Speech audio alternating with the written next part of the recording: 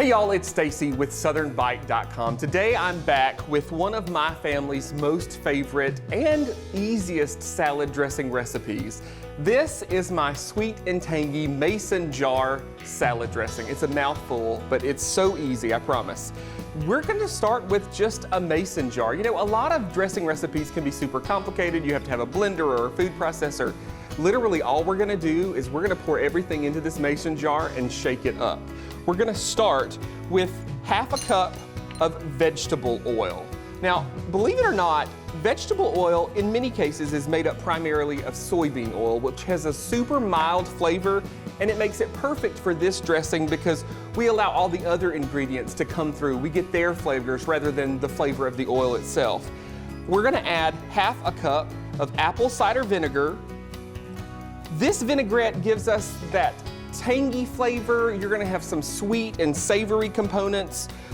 Like I said, my family absolutely loves this. We're going to add 3 tablespoons of white sugar, being cautious to make it all in the jar, 3/4 of a teaspoon of seasoned salt. Now, I use the Lowry's brand. That way you can recreate this exactly at home. If you have something else, I'm sure it will work perfectly. We're also gonna add about a half a teaspoon of regular salt.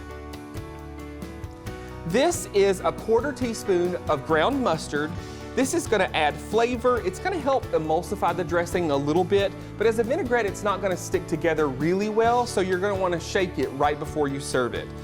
On top of this, we're going to add 1/8 of a teaspoon of black pepper. If you have the option to do freshly ground black pepper, that's gonna add tons more flavor. But you know, it's super versatile. Use what you have. And you know, the great thing about this dressing too is that it is versatile, right? So if you make it and you find that it's a little sweet for your taste, you can reduce the sugar. If you want some more savory component, you can increase the flavors of the savoriness by adding more salt or more of that seasoned salt. Now, this is great because it works with just about any salad. Here I've got some spring mix with some sliced Granny Smith apples, some crumbled blue cheese, there's some dried cranberries. But the thing is that it works with just about anything. You know, every family's a little bit different, your flavors are a little different, your tastes are a little different. And so having something that's versatile like this makes this super easy. We keep this in the refrigerator in a jar pretty much all summer long, actually all year long, because my family just loves it and it's so easy. You guys, you can find tons of great recipes, including this dressing recipe, tons other dressing recipes on my website at SouthernBite.com. Y'all enjoy. Number 1 on the list of ingredients for that recipe is vegetable oil. And you may not know it, but vegetable oil is made from soybeans. And a big thank you to our friends at the Alabama Soybean Producers for sponsoring that segment. Visit SouthernBite.com and click on the Simply Southern TV link at the top of the page to find the recipe for sweet and tangy mason jar salad dressing. That's also where you can find all the other great recipes we've shared from Stacy on Simply Southern this year.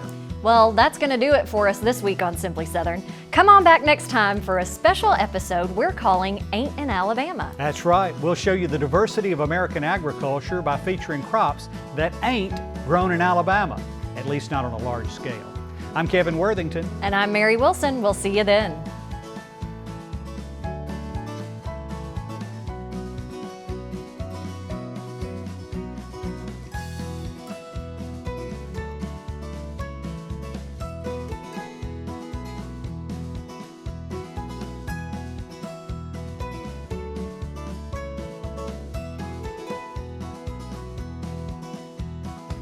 Simply Southern is produced by the Alabama Farmers Federation and made possible with the support of Alabama Farmers Cooperative and these sponsors.